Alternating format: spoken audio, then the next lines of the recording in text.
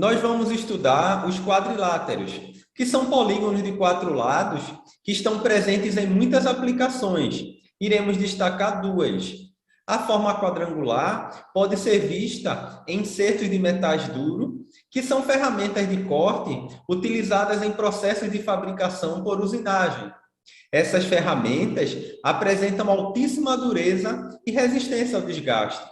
Já nos materiais cristalinos, os átomos estão posicionados numa distribuição periódica, que se repetem ao longo de grandes distâncias atômicas, de modo tridimensional. Para representar a estrutura cristalina, geralmente utilizamos as células unitárias, que são entidades básicas de repetição da estrutura tridimensional.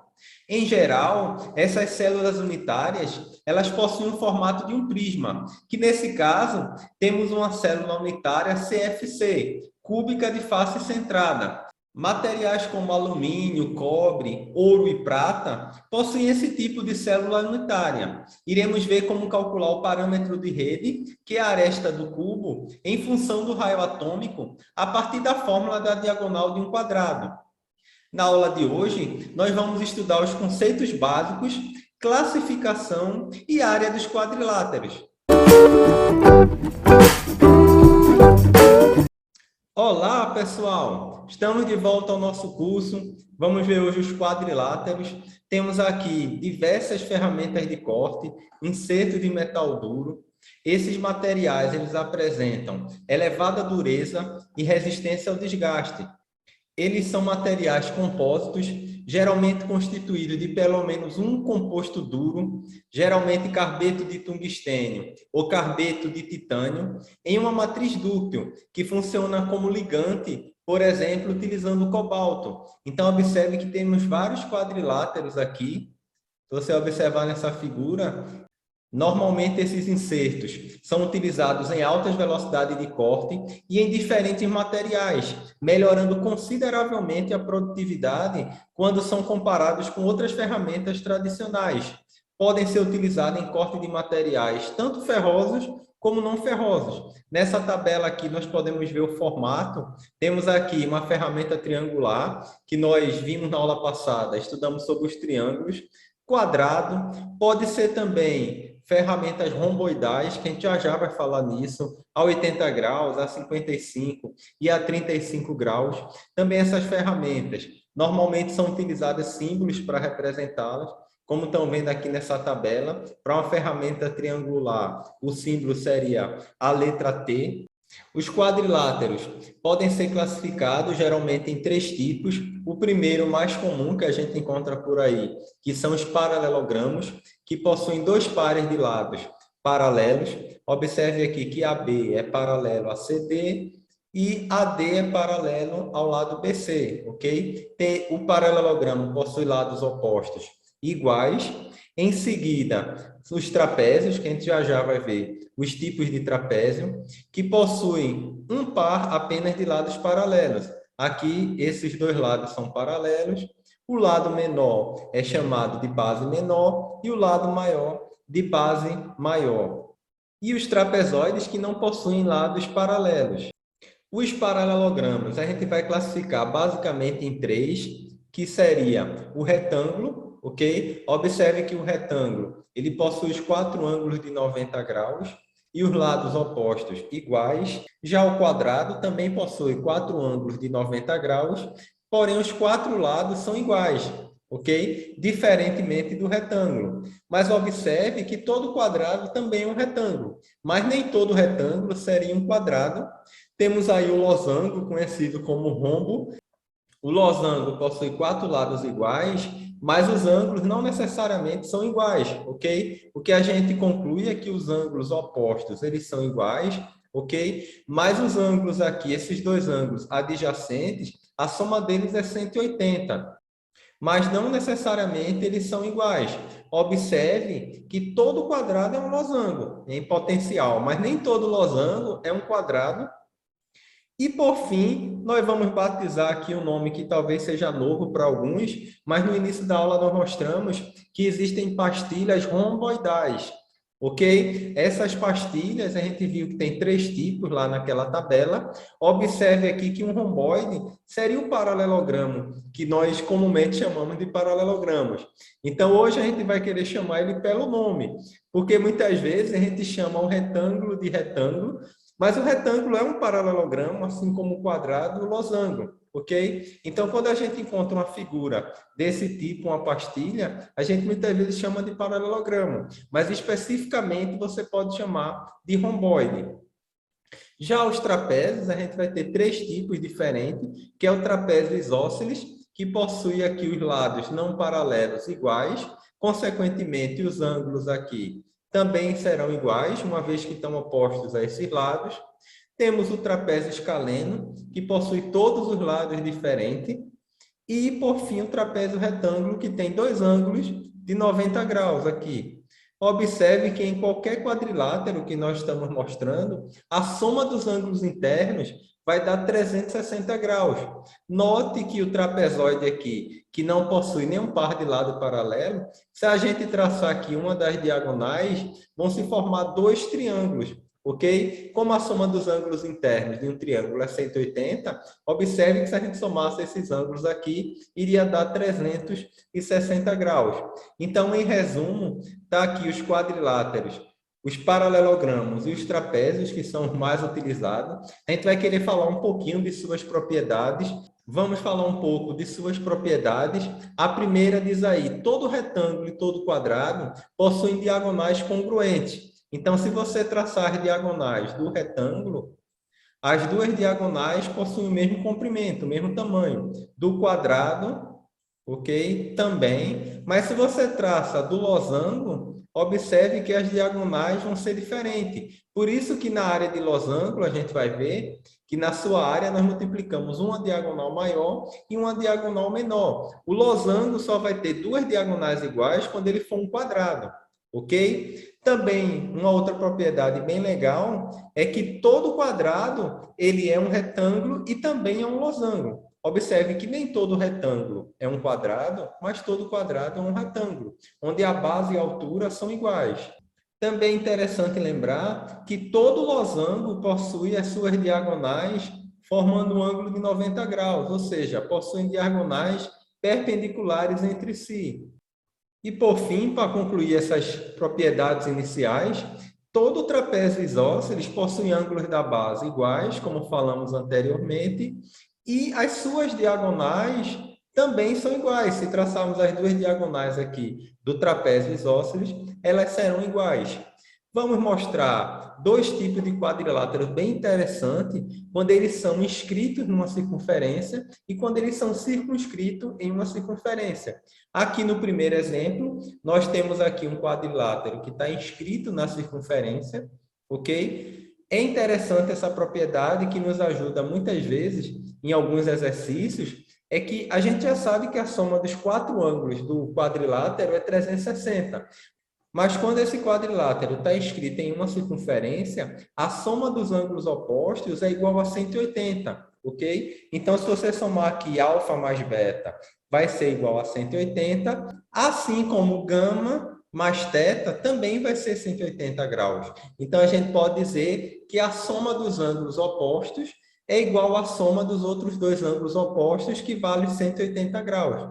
Então, todo quadrilátero que está inscrito em uma circunferência, vale essa propriedade, e quando o quadrilátero está circunscrito à circunferência, temos aqui que a soma dos lados agora, opostos, são iguais, ou seja, A mais C é igual a B mais D. Então, aí o quadrilátero está circunscrito à circunferência.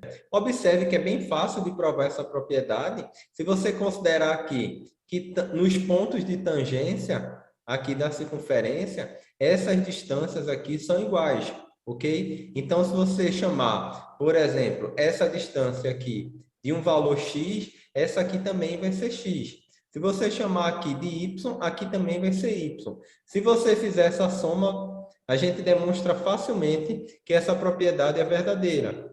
Vamos falar rapidamente da área dos quadriláteros, uma vez que elas já são bem conhecidas aí de vocês. Vamos iniciar pelo retângulo. de base B e altura H. Então, a sua área é dada pelo produto base vezes altura. Já para o quadrado, que é um retângulo de lados, base e altura iguais, então se a gente fizer o produto aí L vezes L, seria L ao quadrado. Já para a área do losango, observe aqui, se a gente traçar as diagonais, a gente estaria dividindo a área do retângulo em 4 partes, ok? 4 partes iguais. Observe que o losango está ocupando a metade da área do retângulo. Como a área do retângulo é base vezes altura, então a do losango seria base vezes altura, que é a diagonal maior, vezes a diagonal menor, dividido por 2. Seria metade da área do retângulo. E, finalmente, temos aqui um trapézio de base maior, base menor, que são os lados paralelos, e altura H. Observe que essa altura é relativa à altura desse triângulo aqui, que nós marcamos. Então, a área desse triângulo seria dada por base vezes altura sobre 2. Então, B maior vezes altura sobre 2. Mas essa mesma altura H, se nós quiséssemos a área desse outro triângulo, seria dada agora pela base menor vezes a altura. Observe que a altura desse triângulo aqui também é H, porque está formando 90 graus com esse lado aqui, com o lado B. Então, seria a base vezes a altura sobre 2. Se colocarmos H em evidência, aparece aí a área do trapézio, que seria dado por base maior mais base menor, vezes a altura dividido por 2. Um conceito bem interessante no quadrado seria a sua diagonal. Nós falamos anteriormente que as duas diagonais do quadrado possuem o mesmo valor. Então, nós vamos deduzir a fórmula da diagonal. Observe que esse ângulo aqui é 90 graus. Então, pelo teorema de Pitágoras, a diagonal seria a hipotenusa. Então, o quadrado da hipotenusa igual a soma do quadrado dos catetos, que seriam LL, ok? Os dois catetos. Então, L ao quadrado mais L ao quadrado daria 2L ao quadrado. Se nós queremos encontrar o valor da diagonal, vamos tirar a raiz quadrada de 2L ao quadrado. A gente pode até tirar o L ao quadrado da raiz, simplificando, vai ficar L, mas como a raiz de 2 é um número irracional, a gente vai manter. Logo, a diagonal de qualquer quadrado é dada pela relação D igual a L, raiz de 2. Iremos fazer exercícios de aplicações envolvendo área de quadriláteros. Vamos considerar uma placa de sinalização que vai ser confeccionada em aço galvanizado, que é um material que possui uma fina camada de zinco, que protege contra a corrosão. Nós vamos considerar o formato dessa placa como um losango, que possui 20 centímetros de lado, e vai ser cortado em uma máquina a laser. Ok? Em seguida, serão adicionados os pictogramas e textos nessa placa, sabendo que a diagonal maior vale 32 centímetros, vamos encontrar a área dessa placa. Observe aqui que nós vamos começar colocando o que foi dado, né? Os dados do problema. Então, é dado o lado do losango e a diagonal maior. Vamos fazer aqui um desenho ilustrando essa questão. Então, temos aqui o lado. Então, a hipotenusa ao quadrado, que seria L, é igual a metade da diagonal maior ao quadrado, mais a metade da diagonal menor ao quadrado. Ok? Lembrando que os catetos seriam a metade da diagonal maior e a metade da diagonal menor. Como nós já temos o valor de L e o valor de D, aí é só substituir, ficamos aí que 20 ao quadrado é igual a D sobre 2, que daria 16, 32 dividido por 2 ao quadrado, mais D sobre 2 ao quadrado.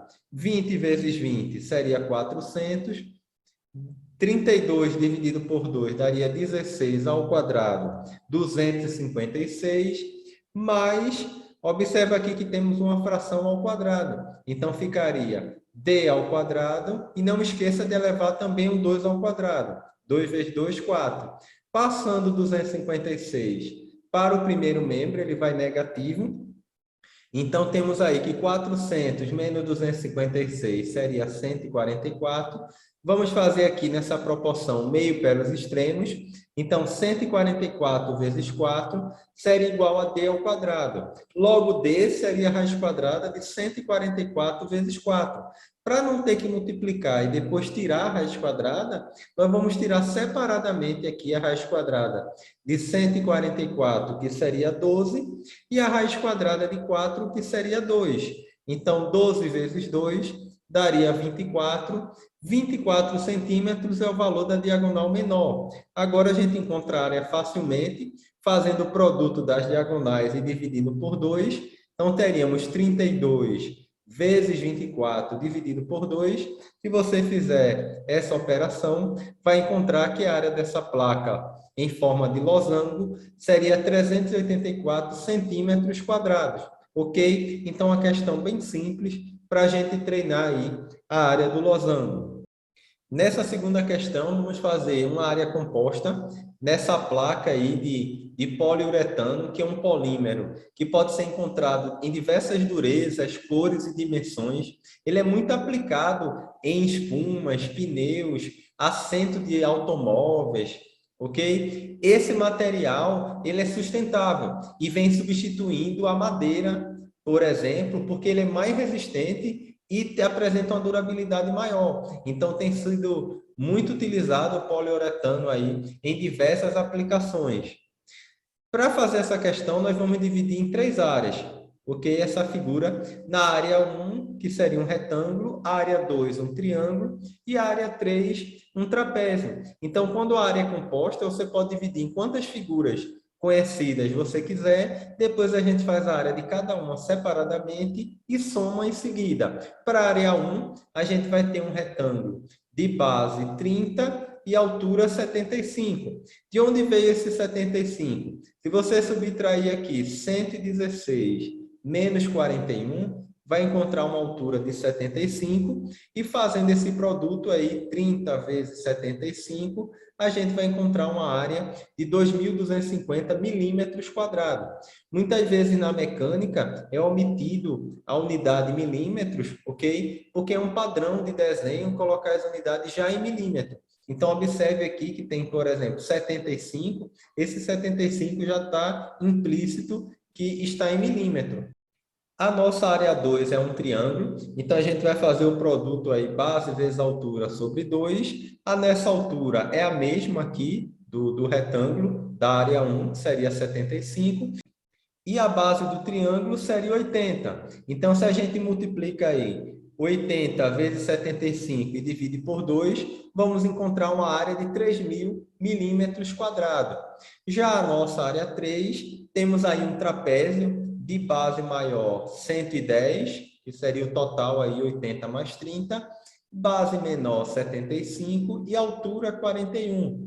Então, se a gente usa aí a área do trapézio que vimos anteriormente, substituindo os valores, base maior mais base menor, vezes a altura, que é 41, e dividindo por 2, fazendo esses cálculos, você vai encontrar 3.792,5 milímetros quadrados.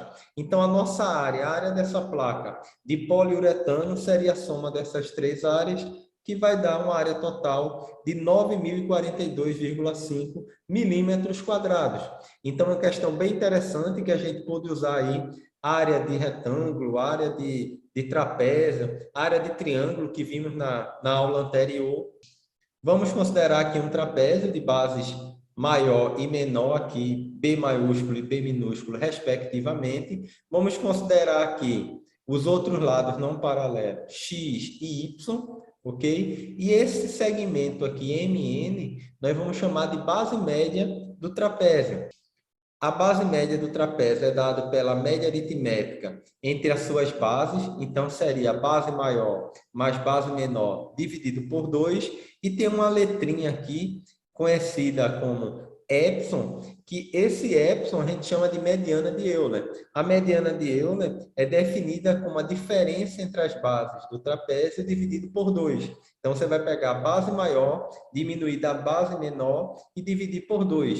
Se você traçar as diagonais aqui do trapézio, esse segmento aqui na base média, se você olhar aqui, ó, que é formado pela interseção das diagonais com a base média, essa distância aqui, epsilon, é conhecida como a mediana de Euler. Então, é bem interessante, ajuda a gente em algumas questões.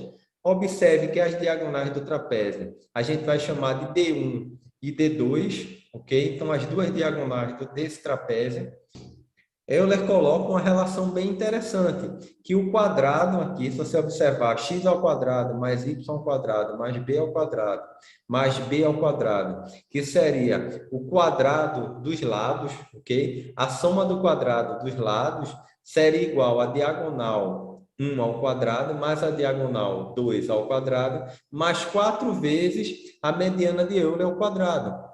Só que nós vimos que a mediana de Euler é dada pela diferença das bases, ok? Dividido por 2. Então, ela vai ficar aqui ao quadrado.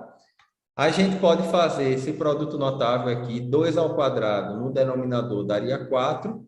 No numerador, ficamos aí com o quadrado do primeiro, que é b ao quadrado, menos 2 vezes o primeiro pelo segundo, então 2 vezes a base maior vezes a base menor, mais o quadrado da base menor, ok? Nós podemos aqui dividir 4 por 4, simplificando, ok? Vou deixar só esse termo aqui em azul, em destaque, para facilitar. E vamos aqui encontrar uma relação. Observe que b ao quadrado pode simplificar aqui com esse b ao quadrado, porque ele é mais e vem para cá menos, assim como a base menor também pode ser cancelada aqui, passando para o primeiro membro, também seria negativa. Ficamos aí com uma relação interessante, que x ao quadrado mais y ao quadrado, mais 2 vezes o produto das bases, base maior, base menor, é igual à soma do quadrado das diagonais aí para esse trapézio. Hoje eu irei destacar uma aplicação bem interessante dos quadriláteros na ciência dos materiais. Porque nos materiais cristalinos, os seus átomos estão posicionados numa distribuição periódica, que se repete ao longo de grandes distâncias atômicas, de um modo tridimensional. Sob condições normais de solidificação, todos os metais são cristalinos. Então, para representar a estrutura cristalina, geralmente utilizamos células unitárias, ok? Que são as entidades básicas de repetição dessa estrutura tridimensional. Em geral, essas células unitárias possuem o formato de um prisma. Nós vamos destacar aqui a estrutura CFC. Observe que essa estrutura é formada por um átomo em cada vértice desse cubo. Também ela é formada por um átomo em cada centro da face. As faces são quadrados. Então, em cada centro dessas faces são ocupados por um átomo. Ok? Então, se nós somarmos aqui, essa estrutura cúbica de face centrada teria aqui 6 átomos, que nós destacamos que estão no centro de cada face, e 8 átomos, que são os átomos que estão posicionados em cada vértice desse cubo, ok? Formando essa estrutura CFC. Vale salientar que na estrutura cristalina, cada átomo do centro da face contribui com meio átomo para a célula unitária e 1/8 de átomo em cada vértice.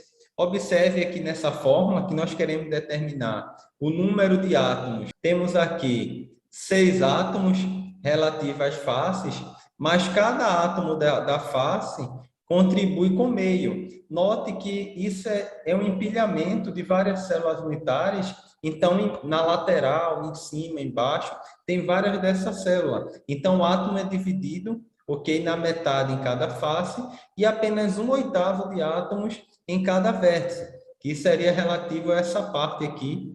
Então, ficamos com 1/8 vezes 8 átomos que tem, daria 1, mais 6 dividido por 2 daria 3. Então, a gente conclui que a estrutura cúbica de face centrada possui 4 átomos inteiros por célula unitária, ok?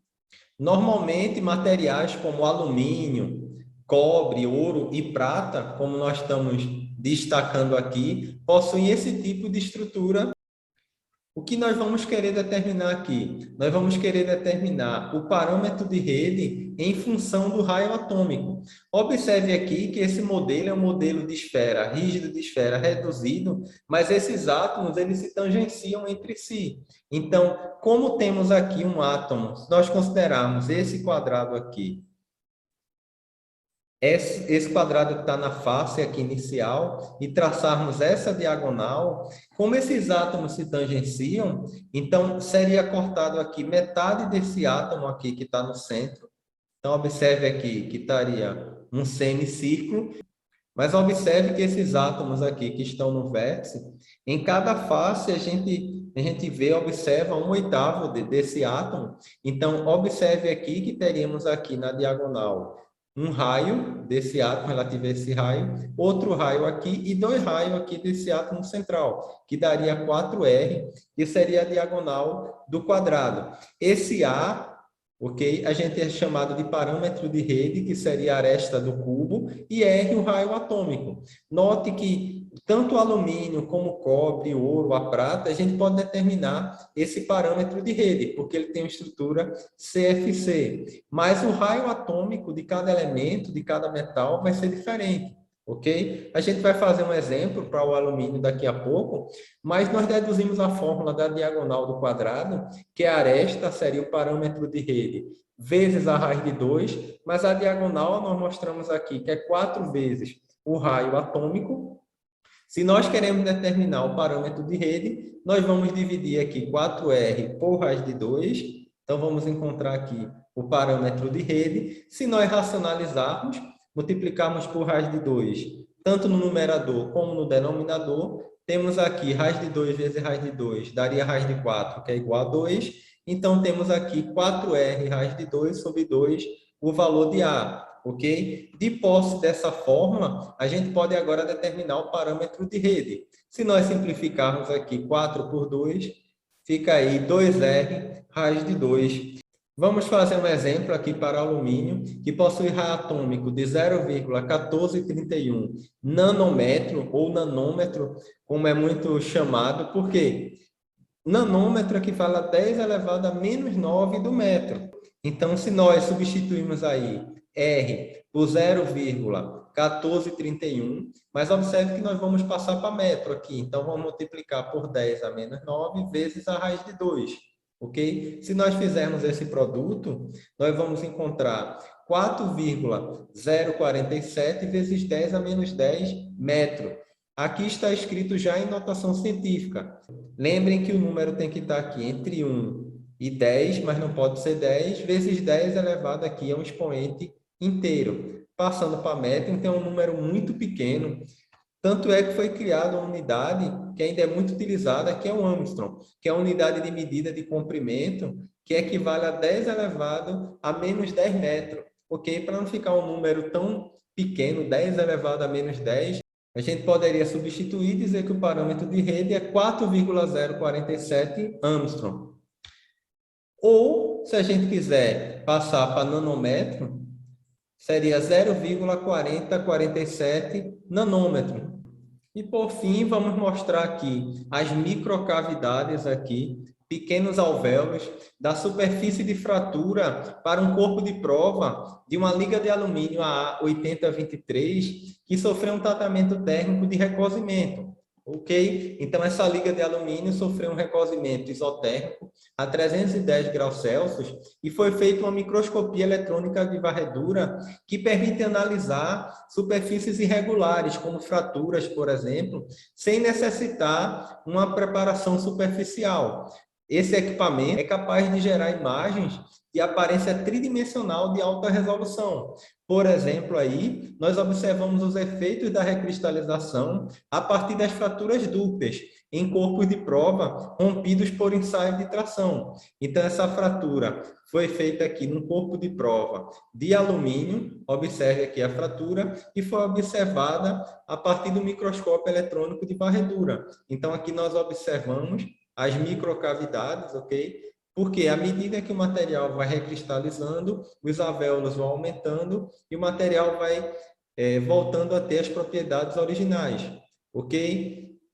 Gostaria que você deixasse nos comentários o que mais chamou sua atenção sobre os quadriláteros. Aproveite e deixa também uma aplicação ou curiosidade sobre este assunto.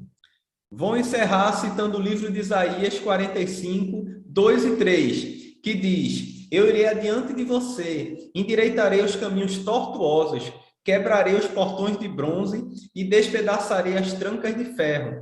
Darei a você os tesouros escondidos e as riquezas encobertas, para que saiba que eu sou o Senhor, o Deus de Israel, que o chama pelo nome. Selá. Forte abraço, fiquem com Deus e até nossa próxima aula.